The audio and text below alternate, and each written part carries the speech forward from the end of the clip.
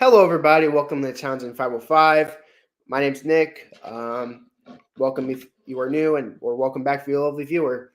Today, me and Jason, the old millennial, will be tackling the Kinks' 11th studio album.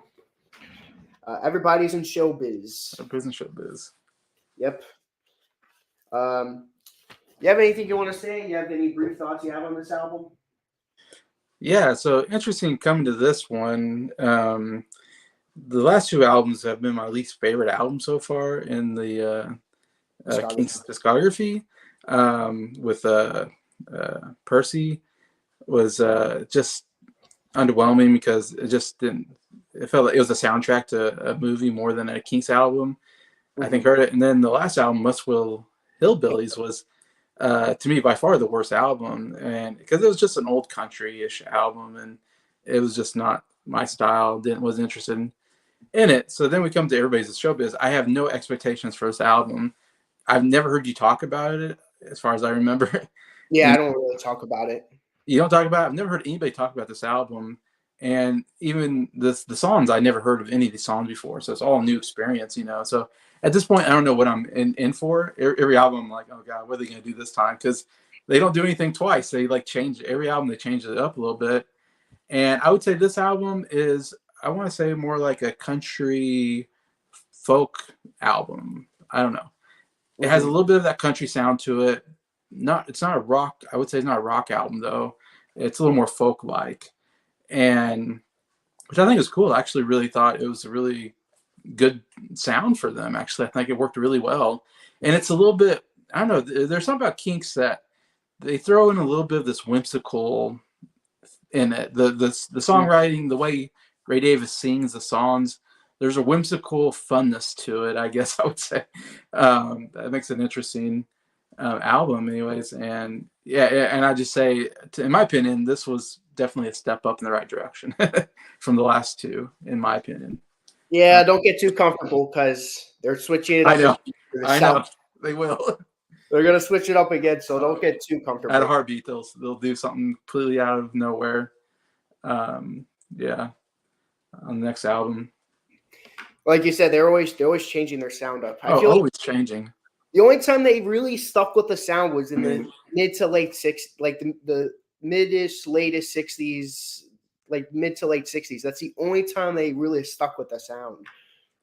Yeah, because you think this is a blues rock pop band at the beginning, and nothing like this album. Like, you get this album, it's like, wow, this sounds nothing like the early stuff. Like, oh yeah, you know what I mean? It's interesting. I like that it's interesting that they're doing it. I guess it makes it makes it fun, I guess. to album go, I don't know what we're getting at this one. let's see. Yeah, it's like one of those things. That's what I like about them, because there's going to be a Kinks out, kind of like the Stones. There's always going to be a Stones album for everyone. There's going to be a Kinks album for everyone. Yeah, there is. You may be like, oh, I hate Muswell Hillbillies, but there might be someone. One of the comments were like, I love Muswell Hillbillies. Yeah. And someone, I could be like, I hate this period. I hate the theatrical period of the Kinks. And so right. might be like, I love the theatrical period of the Kinks. Right. And there's a period for everyone. And that's what I love about the Kinks. And I was a small reason why they made it into my top 10 artists when we did that video. Yeah, sure. I mean, I will say, I think Paul McCartney has much more 10 out of 10 albums than the Kinks. I will say that, but I got to give the Kinks credit where credit's due. They know how to do different things, and I could never take that away from them. First song on the first track on side one is "Here Comes Yet Another Day."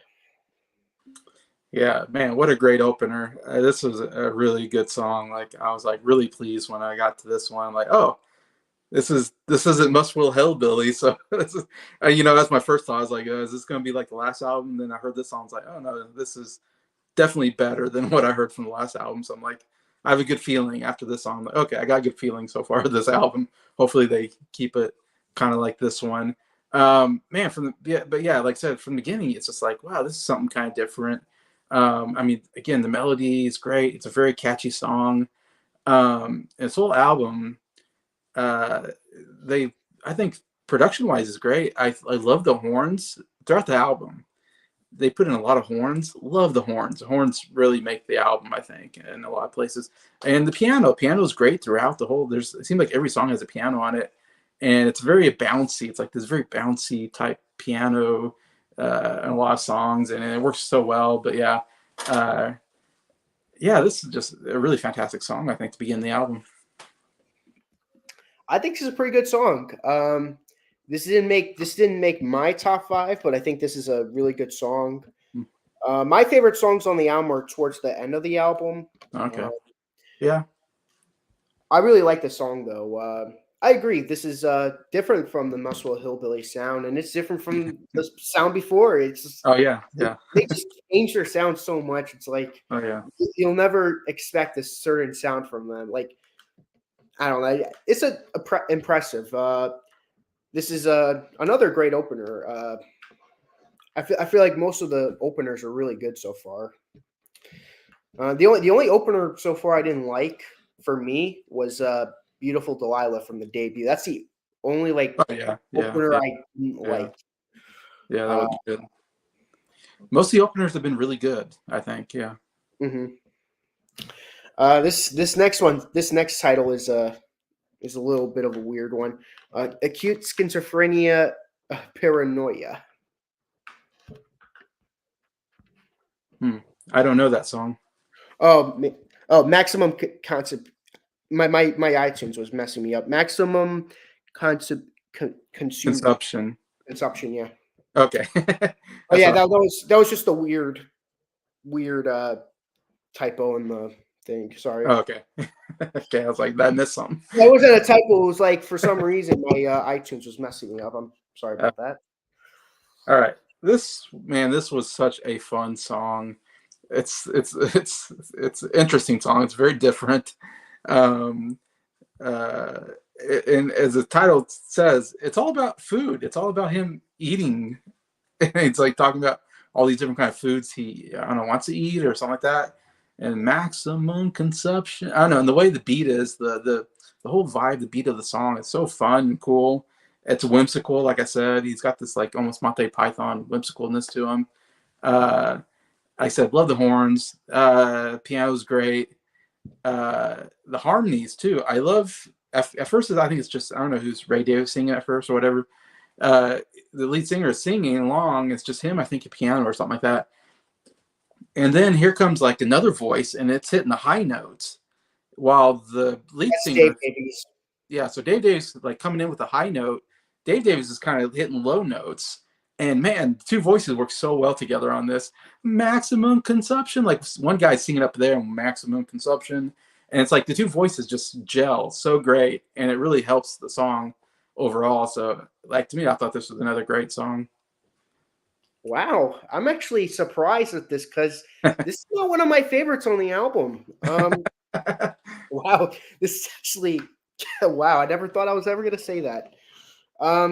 Yeah, I remember hearing this again like a week ago because before we were going to do this last Friday, but then I was like, yeah, we'll do the Stones this Friday, and it ended up changing. But I was listening to this, I'm like, I feel like this is gonna be a song that me and Jason are not gonna think is the best, but I'm glad you like it because I'm actually happy you like it.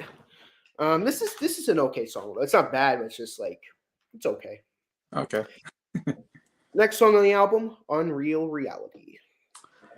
Yeah, this one, one of the weaker songs for me on the album. I wasn't a big fan of it.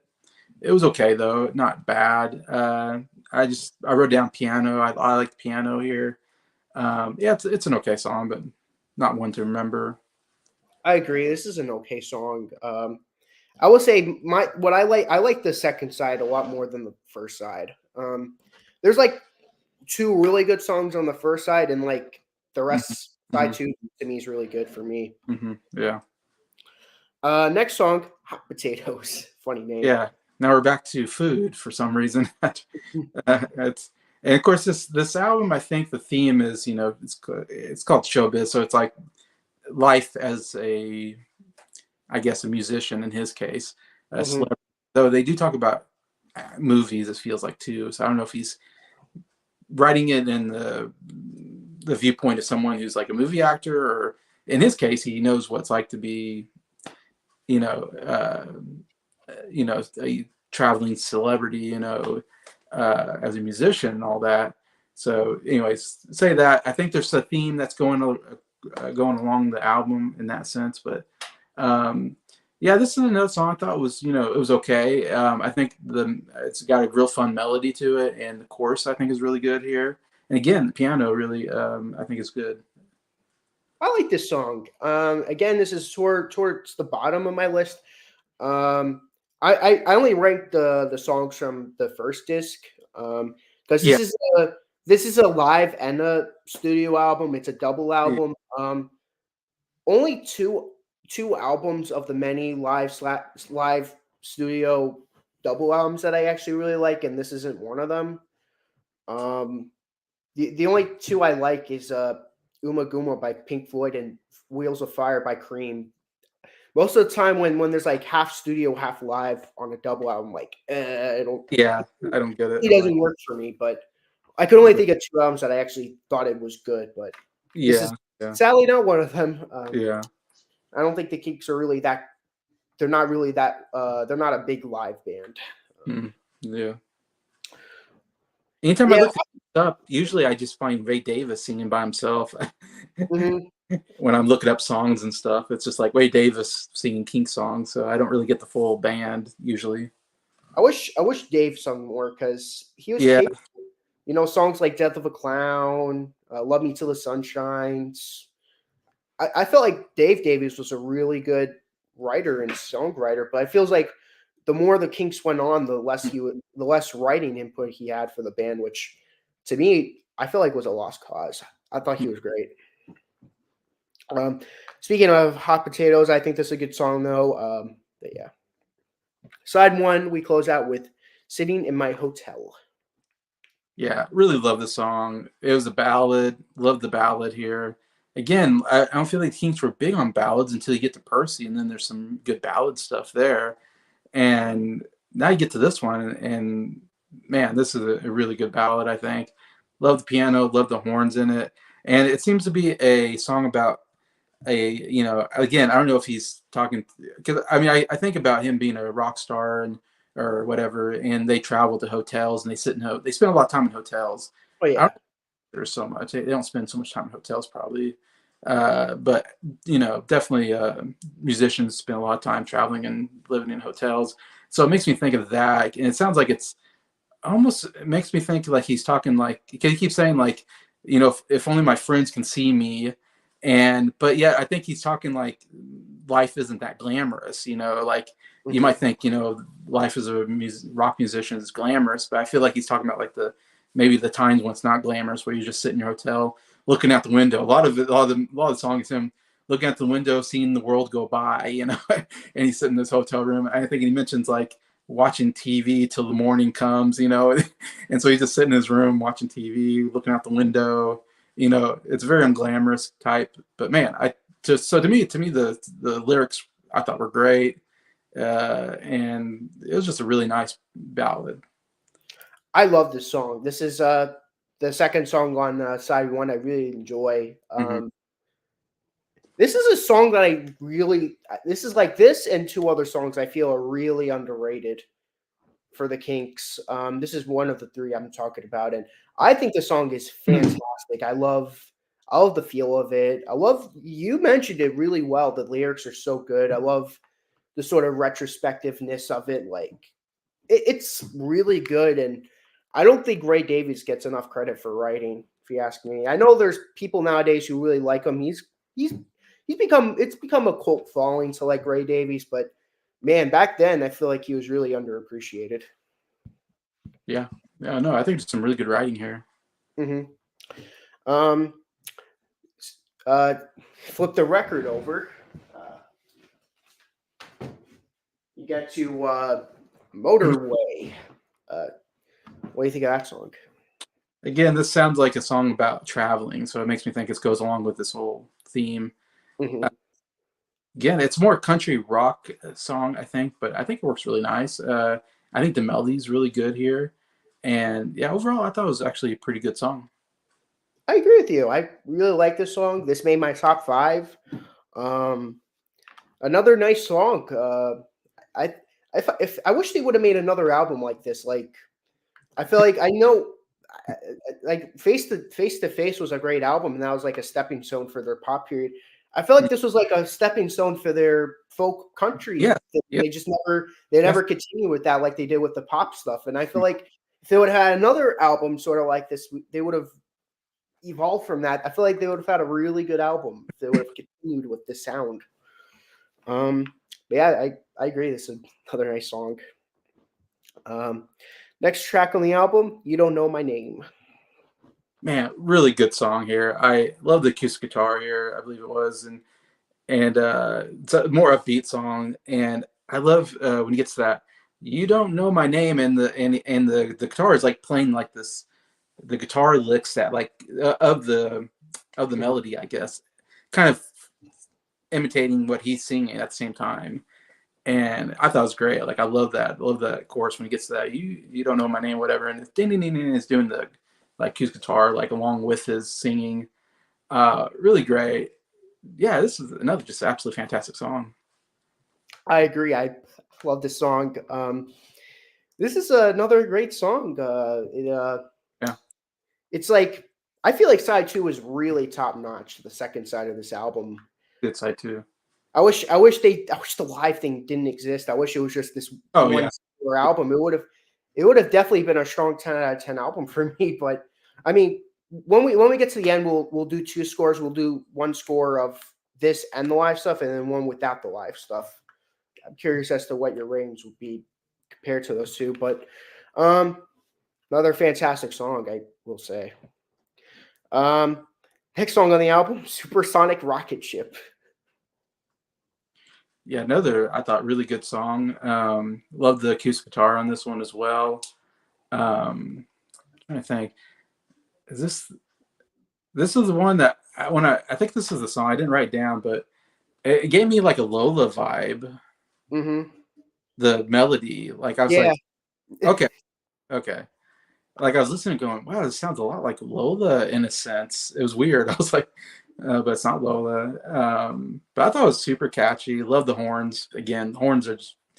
Almost want to say the horns is like the MVP of this album. I love that addition of that and this whole everything. Again, great guitar work, catchy song. Really liked it. I love this song so much. This is my favorite song on the album. It's every time I listen to this song, I get a stupid grin on my face. I'm like, it's so childish, it's so goofy, but it's so Kinks. It's Yeah, something you expect the yeah. Kinks to do. It's kind of like silly love Like song. Like I get a grin out of this silly yes, love song because that's something you expect McCartney to do. This is kind of like their silly love songs. It's like, yeah, like 8 Man. It's like that kind mhm. of things. Yeah, I love this song so much. It's I always feel happy when listening to this. I'm a supersonic rocket ship. Bum, bum, bum, bum, bum, bum. It's like, oh man, this song should have been big. I love this song. It's such a lighthearted. It's a great song. yeah.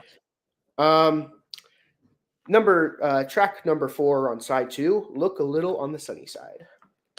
Yeah, this is another maybe weaker song on the album. Wasn't one of my probably yeah, it's probably towards the bottom. Mhm. Uh it was an interesting song. There was like a tuba in this one. That's Mhm. going doo, doo, doo. I don't know, it's doing like this, tuba I don't know what do you want to call that. Like almost I don't know what style you call that, but I'm the not tuba, sure either. what's that?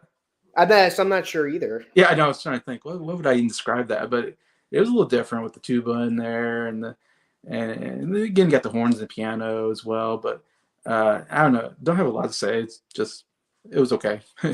I'm with you on that. It didn't make my top five. You have one song from side one that made my top five, and then you got four songs from side two that made my top five. So Okay. I'd say 4 out of 5 songs for a side is really good. Um, I Yeah. say it's not that to me, not very often does side two really amaze me. Like very few times. Like to me, the big example of the second side amazing me is "Who Are You" from the Who. That's like That's like not that often when side two of an album is better Pretty much, than the first side. It's to yeah. me not that often because most bands like to put the best songs on the very beginning. Mm. That's just my thought on it. Um, Last song on the studio side is Celluloid Heroes. Man, I love, love, love this song. This is one of my favorite Kinks songs I've heard. It, Yes. it's a ballad, and it's just an absolutely amazing ballad. And I love everything from the piano to his vocals to the writing. I think it's some of the best writing he's done. The lyrics. It's one where I was really listening to the lyrics, and I was like, man, these are absolutely fantastic lyrics.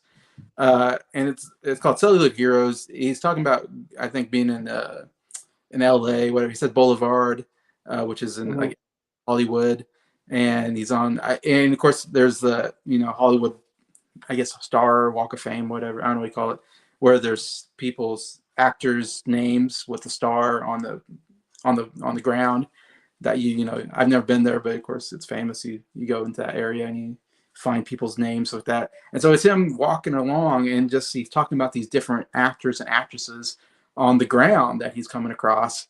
And I loved it because I'm a big movie guy too, so I love all the name droppings of Greta Garbo and Marilyn Monroe, Mickey Rooney. I have some of them I remember, but uh, and just like, and he talks about, and no, just love how he writes about, some of them you will recognize, some of them you've never heard of, or something like that. It's something like that in the lyrics of like, and yeah, just fantastic chorus, and almost and talking about kind of this, everybody kind of dreams about, being a movie star Mhm.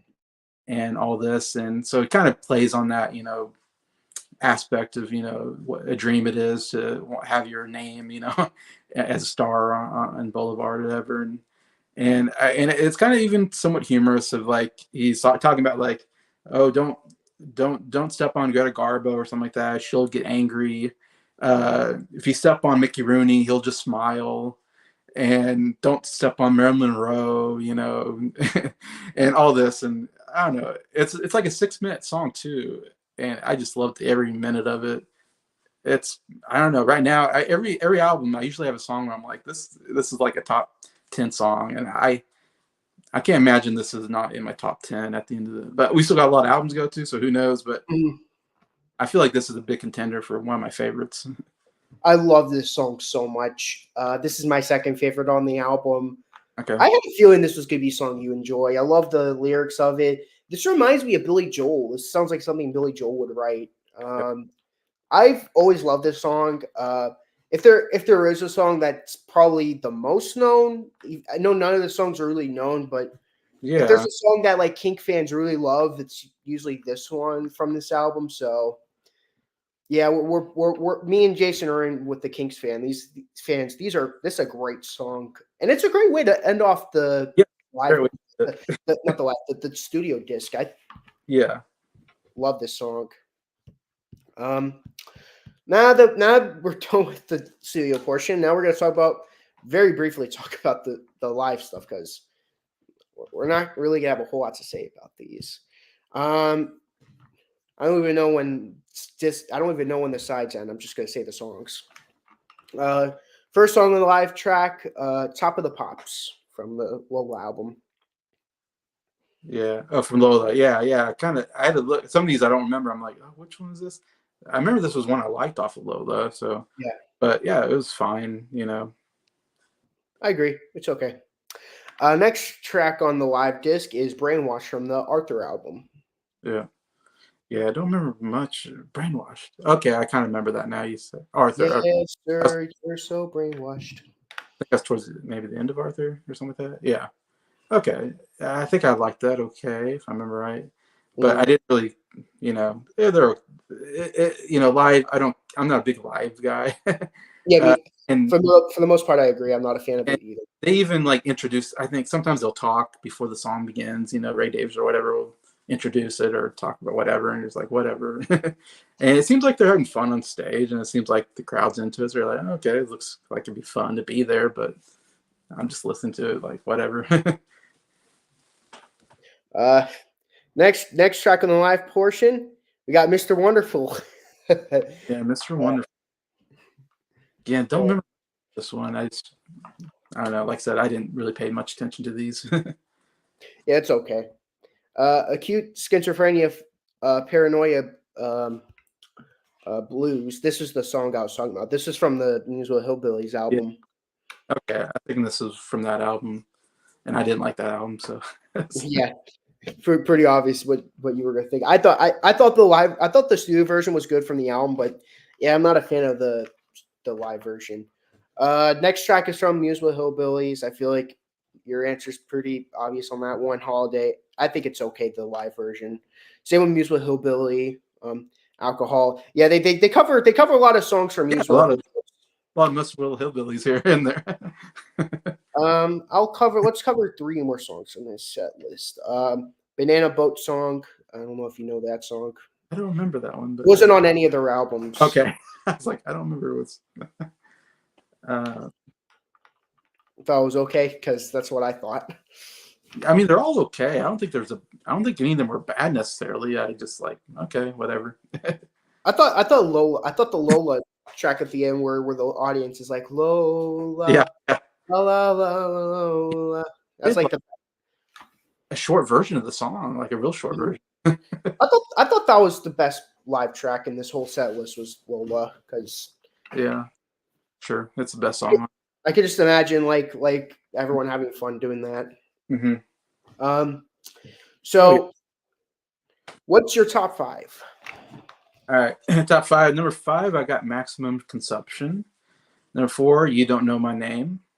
Three, Here Comes Yet Another Day. Two, Sitting in My Hotel. And of course, one, Celluloid Heroes. My top two were the two ballads. I think the ballads were absolutely excellent on this album. Like they got to do more of those ballads. I think. I mean, in my opinion, I would love more of that. But yeah. Okay, my number five, Sitting in My Hotel. Number four, You Don't Know My Name. Number three, I'm gonna say Motorway. Number two, I'm gonna say Celluloid Heroes, and my favorite song on the album, I'm a supersonic rocket ship. Bum, bum, bum. It's such a fun song. I can't help but love it. Yeah, that's As good. as for an honorable mention, I'll say Here Comes Yet Another Day. That's a honorable mention. It's a great song. Supersonic Rock Ship, yeah, definitely was just missed out. And yeah, Motorway was pretty good too. So yeah. Mm-hmm. So what's your rating on just the studio half? Well, I don't know if this would be a shock to you, but I gave it a 9.5. I thought this is my favorite album so far. I thought this was, in fact, I'm like getting to this album. I'm like, why is nobody talking about this album? Everybody talks about Preservation Green Society. Everybody talks about Arthur. Everybody talks about Lola. You talk about Face to Face. I'm like, what about this album? This album's better than all those albums. I'm like, why are we not talking about this album more? This is a fantastic album. It was really fun. To me, it was a fun album. Like it's just them having fun, and there's some great ballads here and some just yeah. And I love the horns. Like I said, the horn section amazing. Love the piano throughout the album. I thought, yeah, this was great. Like I need more of this. Wow, I'm actually happy. I'm actually happy we're disagreeing on that. I just going by the studio disc. I'm giving it the same score, 9.5. I feel like that's a fair score. Cool. I don't think it's my opinion. I don't think it's up there with the 5 albums that they released before it. Not the 2 before it, but the 5 albums that I hold up in my top 100. I love this album though. Do you have any? What would your rating be without with the live stuff included, as a whole? Yeah, I don't know. Because I gave this 9.5, and I don't really think about the live stuff. I just skip that. If it was me, I would listen to the studio stuff and just not even listen to the second side or whatever. Yeah, me neither. Whenever I play my record, I always skip the live disc. I have a lot of CDs, that will have usually 2 discs, and the first disc will be the album, and then the second disc will be, live versions maybe, or alternative takes or whatever. It's a bonus disc, and but to me, it's getting to this. I'm like, the second part just feels like a bonus because I don't get why it exists because it's not new material. It's like, so it's not bringing anything new to the table. So I'm like, to me, it's just bonus stuff. If you want to listen to it, fine, but I don't think you have to. I'm in full agreement with you. So me and Jason's 9.5 will be permanent. Yeah, yeah. I'm I'm happy this is your favorite Kinks album because I feel like throughout the series I feel like there has to be an album that you were gonna really like, and I'm glad this is the album that you really like. Yeah, I think it's just very. I mean, it's only 10 songs, which is nice.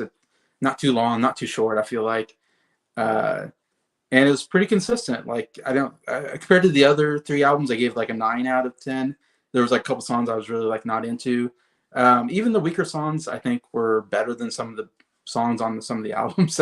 The weak songs on the other albums, I guess. So to me, it's like you have a couple of just absolutely amazing songs with Celluloid Heroes, Sitting in My Hotel, Here Comes the Another Day. To me, those are like absolutely fantastic songs. And then there wasn't anything really bad. So to me, I had to give it a high score because of that. Cool. I'm really glad you like this album. Yeah, I'm gonna say But this is nowhere in your top 100, right? no, this isn't in my top I 100. know. Can't believe it. I hate to say it too, but even now, I still kind of stand with what I say. I will say after revisiting some McCartney albums, there's some McCartney albums now in my top 100. Right. Sally not on the list I'm showcasing now because Right. I made that list while like in the beginning of the year. This is before I started listening to more McCartney. Mm-hmm. I'm like kicking myself in the head right now just thinking about that, but whatever. This is a great album though. I'm actually you'll be surprised as to where this album ranks. It's actually higher than you thought it was going to be. It's not in the bottom though. It's like you have like the 5 big albums, and I'll probably say this is like my 6th or 7th favorite album from them. So I still think this is a really strong album. I will say because there's a lot the live songs are considered to be part of the album. I Right. kind of don't really listen to this album in its entirety all that much, Right. but I do listen to the 10 songs a Okay. lot. I feel like if you listen to this album more, you might actually bump it up to a 10 if you let all these songs digest the studio stuff. Who knows? It might become a 5-star album when we rank all these albums. We'll just wait and see. Thank you guys so much for watching this video. Next episode, we're going to be hitting a pretty interesting period of the band. They go for more theatrical. Ray Davies tries to be like Pete Townsend, and it's going to be a period. Yeah. For Preservation Act 1 is going to be the first of 4 theatrical albums. You might surprise me, Jason. You might be like, this is a perfect album, but I don't know yet. I'm not 100% sure what that means theatrical, so I'm kind of curious what that means, I guess. It's more of it's like it's like interesting. A rock opera? That's what there's actually an album called Soap Opera. Yeah, no, I saw that. Like, yeah, yeah, it's gonna be an interesting period to cover. That's what Kinks fans consider to be these albums the theatrical period. Yeah. When I hear it, I guess I'll figure out what that means. I was like, okay. I don't call it the theatrical period. I call it the Pete Townsend wannabe period. Okay. Like Ray Davies wanted to like try to replicate Tommy and all that. But you have anything you want to say or add before we close out for tonight? Gosh, if all you know about Kinks is the Preservation Society and Lola, man, you got to listen to this album. This album is, to me, I want to say it's an underrated album because I don't know anybody that talks about it. Like to me, it's a must-listen album if you don't know it. I actually agree with you. It is underrated. Even though I didn't talk about it that much, I always enjoy it. I never have a bad time listening to this. I guess it just fell through my rotation for some reason. I'm definitely gonna be listening to it a lot more now that I've going through this series. Made me kind of wake up to that. Not that you really like it. Now I kind of have to this more. I'm like, oh man, I have to listen to this more. Maybe this might become Like, in my top 5. Who knows? It might take out Face to Face. Knows. Thank you guys so much for watching this video. See us next week on Friday when we or Saturday when we cover the Kinks next album, Preservation Act 1. Part 1. There's 2 parts. Unlike Lola, there is actually a second part. I know. But thank you. In like a little bit, we're gonna be covering Fleetwood Mac's self-titled album. So another video. Thank you so much, and have a good one. So long.